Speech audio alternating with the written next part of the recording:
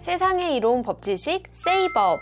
안녕하세요, 임지연 변호사입니다. 최근 배우 정우성 씨와 모델 문가비 씨 사이에 혼외자가 있다는 놀라운 사실이 알려졌는데요. 유명 연예인의 혼외자 출생 소식이 알려지며 혼외자의 법률상 지위, 가족관계 등록부 작성 등에 대한 대중의 관심도 커지고 있습니다. 오늘은 그 내용에 대해서 알아보도록 하겠습니다. 들어가기 전에 구독, 좋아요, 알림 설정 부탁드립니다.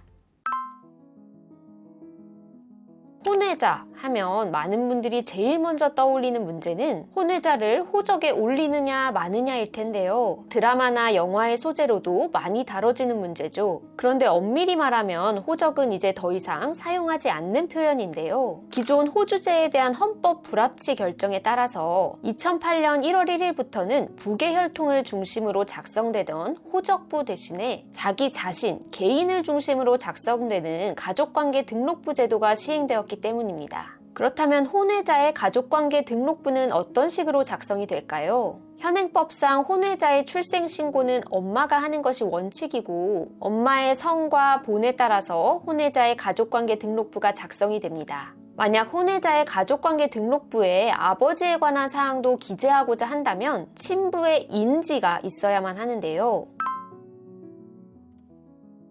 인지란 출생한 이 아이가 자신의 아이임을 인정하는 행위입니다.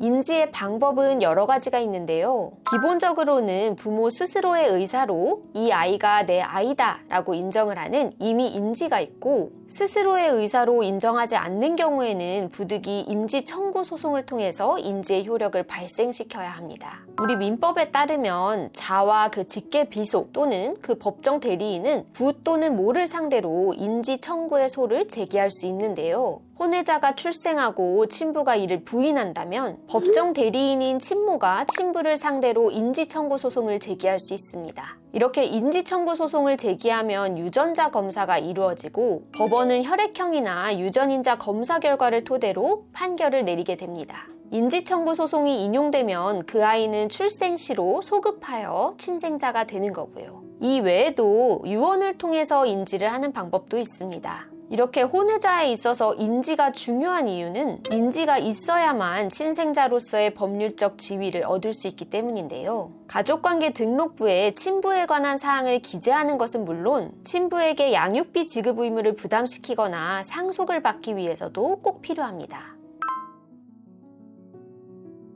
혼외자의 양육비를 어떻게 분담할 것인지에 관해서는 친부와 친모 사이에 합의가 가장 우선시되겠지만, 합의가 이루어지지 않고 일방이 양육비 지급 의무 등 양육 의무를 소홀히 하는 경우에는 결국에는 법원을 통해서 양육비 지급 청구를 해야 하는데요. 이렇게 혼외자의 부모 일방에 대해서 양육비를 청구하기 위해서는 앞서 말씀드렸던 인지가 선행되어야만 합니다. 법원을 통해서 양육비를 청구하는 경우 양육비를 얼마로 하느냐는 어려운 문제 중 하나인데, 실무상 서울가정법원의 양육비 산정 기준표를 2등의 기준으로 삼게 됩니다.